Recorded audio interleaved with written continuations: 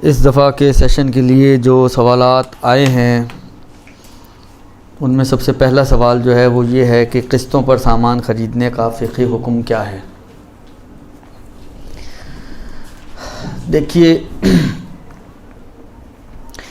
एक शायद मिसकॉन्सेप्ट जो लोगों के ज़हनों में है वो इस हवाले से है कि लोग शायद ये समझते हैं, शायद वल्लाहु आलम, कि नफ़ा कमाना शरीयत में जायज़ नहीं है।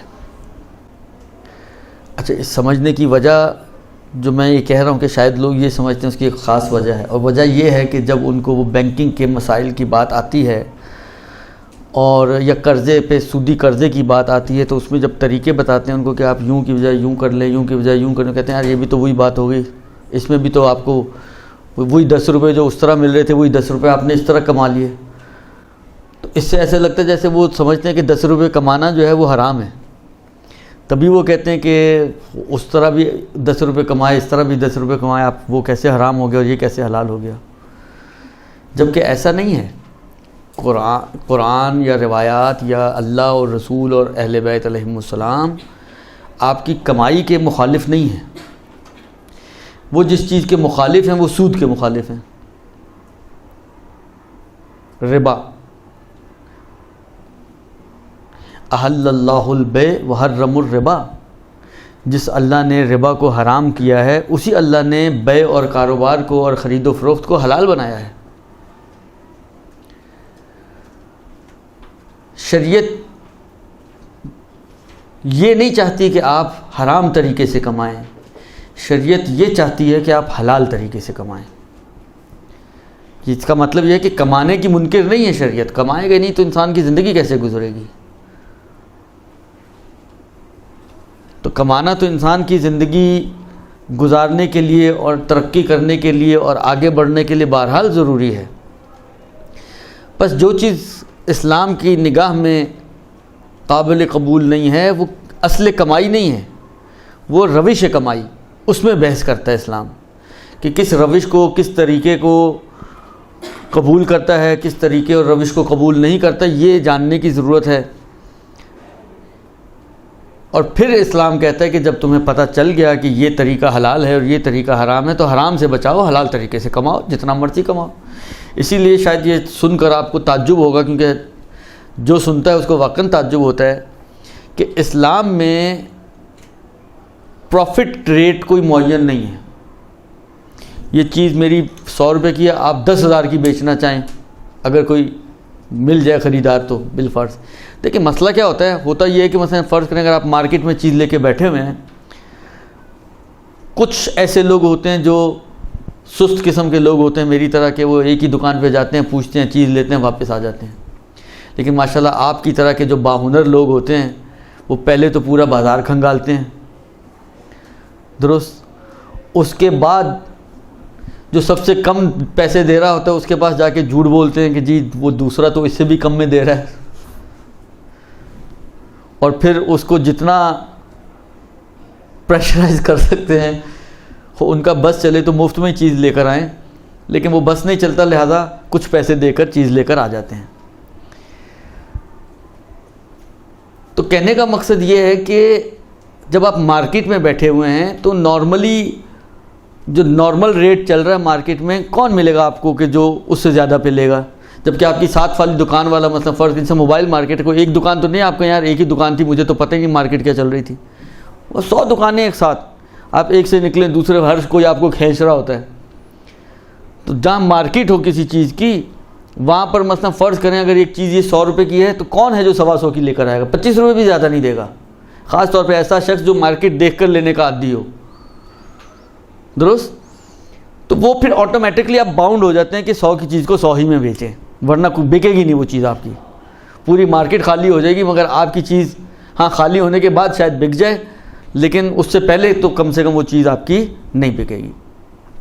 तो ये जो आप एक प्रॉफिट की मकदार को मुअय्यन करके ले रहे होते हैं, ये नॉर्मली मार्केट ट्रेंड की वजह से होता है, वरना शरीयत ने आपको कोई लिमिटेशंस नहीं दी। आप 100 की चीज़ को 10,000 में बेचना चाहें बेचें, आप 1000% उसके ऊपर प्रॉफिट लेना चाहें आप 1000% प्रॉफिट ले लें, कोई हर्ज नहीं है।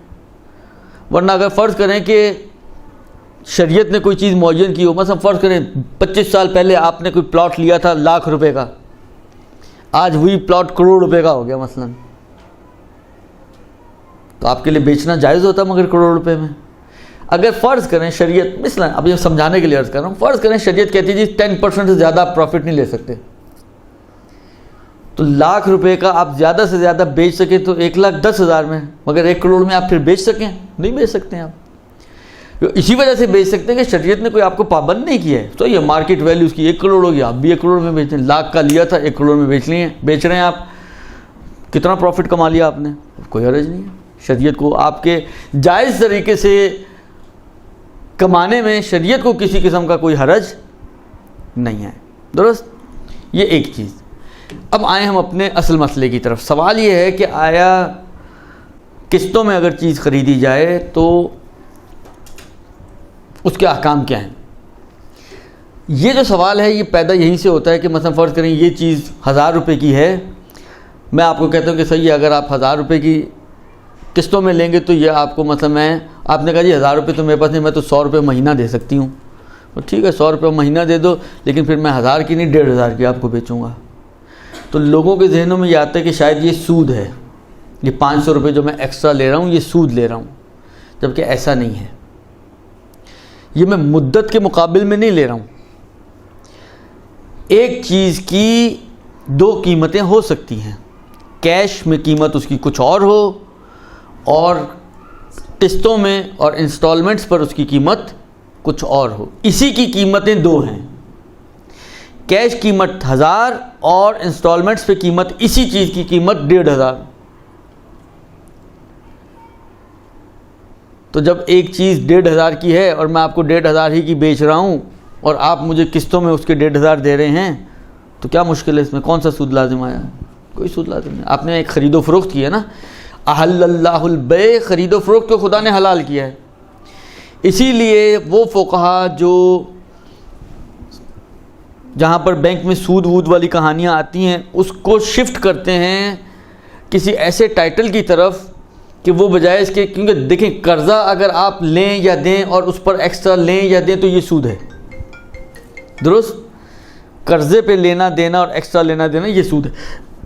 लेकिन अगर आप कर्ज़े की बजाय उसकी शक्ल बदल दें, जिस तरह आजकल मैं मिसाल दूं आपको, मसलन ये जो इस्लामिक बैंकिंग चल रही है, उन्होंने क्या किया है आपके ख्याल में, उन्होंने पूरा निज़ाम चेंज किया, कोई इनकलाब लेकर आए, कुछ नहीं किया उन्होंने। सिर्फ जो पहले आपका एग्रीमेंट, लोन एग्रीमेंट बनता था, उसको उन्होंने लोन से निकाल कर जो शरई टाइटल्स हैं, मुजारबा, मुशारका, इजारा, हिबा, इसके अंदर चेंज कर दिया है। मतलब मुझे ये मोबाइल लेना है, आपने कहा जी मेरे पास तो पैसे नहीं है पे मोबाइल लेने के, मैं कहा चलो मैं किसी से उधार ले लेता हूँ। मैं गया जनाब, मसलन फ़र्ज़ कर मैं आपके पास आया जी मुझे इसका 1000 रुपये का मोबाइल लेना है तो मुझे 1000 रुपया कर्ज़ा चाहिए। आपने कहा ठीक है मैं 1000 रुपया कर्ज़ा आपको दे देता हूँ, लेकिन लूँगा 1100 रुपये वापस। 1000 रुपया कर्ज़ा देकर वापस 1100 ले रहा है, ये है सूद। लेकिन अगर वो ये कहे कि ठीक है आपको मसलन फ़र्ज़ करें मोबाइल चाहिए, मैं ख़रीदता हूँ मोबाइल, आपको लोन नहीं दे रहा हूँ।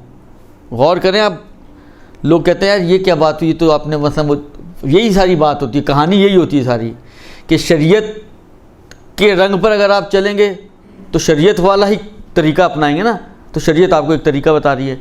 मैंने कहा ठीक है मुझे ये लेना है, पैसे नहीं है, आपने कहा ठीक है कोई बात नहीं, मैं आपको ख़रीद के देता हूँ, ख़रीदूँगा मैं, फिर मैं बाद में आपको बेचूँगा। आप किस्तों में दे सकते हो, वही वाली बात, मैं 1000 रुपये का ख़रीद के आपको 1500 का बेचूँगा, 100 रुपया महीना आप मुझे दे देना। या ये होता है, या जो डाउन पेमेंट वाला सिस्टम होता है जिसमें मतलब आपने कुछ पेमेंट पहले की है, मतलब फ़र्ज़ करें आपने कहा यार मेरे पास 1000 का मोबाइल है, मेरे पास तो 1000 नहीं, मेरे पास तो मतलब फ़र्ज़ करें हालात से 500 रुपये हैं, तो 500 आप मुझे कर्ज़ा दे दो। मैंने कहा ठीक है मैं 500 कर्ज़ा नहीं देता हूँ, मैं और आप मिलकर 500 डालते हैं और ये मोबाइल पार्टनरशिप में ख़रीदते हैं। फिर जो मेरा शेयर है जो 500 का, इसमें मेरा शेयर है, इसमें 50%, वो मैं अपना शेयर आपको 500 की बजाय मतलब 700 का किस्तों में बेच दूँगा। 700 आप मुझे किस्तें देंगी क्या होगा नतीजा एंड पे? ये मोबाइल आपका हो जाएगा। यही चाहती थी ना आप, मोबाइल ख़रीदना चाहती थी, मोबाइल आपको मिल गया। जायज़ तरीके तो बता रहा हूँ आपको कि अगर कर्ज़ा ना दें आप, बल्कि कर्ज़े की फॉर्म चेंज कर दें आप, उसको मुशारका, मुजारबा, इजारा, हिबा, बिलाखिर XYZ जो शरई, जिसको शरीयत मानती है कि हाँ ये सही है, उस चैप्टर में ले जाएं और उस चैप्टर की शराइत के एतबार से उस चीज़ को ढाल दें, तो वो चीज़ हो जाएगी ठीक। यही चीज़ यहाँ पे भी है कि एक चीज़, ये सूद नहीं है, एक चीज़ की दो कीमतें हैं, नकदी कीमत कुछ और है और किस्ती कीमत कुछ और है, और हम उस चीज़ को ख़रीद रहे हैं, ख़रीदो फ़रोख्त हो रही है। मैं कहता हूँ बे तो हादा, आप कहती हैं कबिल तो हादा, मुंतहा बजाय इसके कि मैं इसको 1000 रुपये में आपको बेच रहा हूँ क्योंकि आप किस्तों पे दे रही हैं, तो मैं कहता हूँ मैं इसके आपको 1500 में बेच रहा हूँ, या आपको वही काम हम कर रहे हैं कि बजाय इसके कि हम, यानी अगर मैं कर्ज़े के एतबार से कर्ज़े के ऊपर मसलन जो टाइम पीरियड दे रहा हूँ उसके अगेंस्ट पैसे लूँ तो वो सूद बन सकता है, लेकिन मैं टाइम पीरियड के अगेंस्ट सूद पैसे नहीं ले रहा हूँ। मैं नहीं कह रहा हूँ कि ये 500 रुपये, 1000 रुपये का ये मोबाइल, 500 रुपये ये 6 महीने की मुद्दत के या 10 महीने की मुद्दत के, नहीं, बल्कि यही मोबाइल 1500 का, जिसका उसने ख़रीद कर 500 का ख़रीद कर 700 में मुझे बेचा ना, तो मैं भी बाहर से लेकर आया था, मैंने 1000 का बेचना था, लेकिन मैंने कहा नहीं, मैं आपको तो 1500 का बेचूंगा, इसलिए कि आपने किस्तों में पैसे देने हैं। दुरुस्त? तो ये हो जाएगा सही, इसमें किसी किस्म की कोई मुश्किल पेश नहीं आएगी, और शरई तौर पर ये मामला जो किस्ती मामला है, अब आप जाके अपनी चीज़ें किस्तों में आराम से ख़रीद सकती हैं आप, कोई मुश्किल नहीं है। ये पहला सवाल।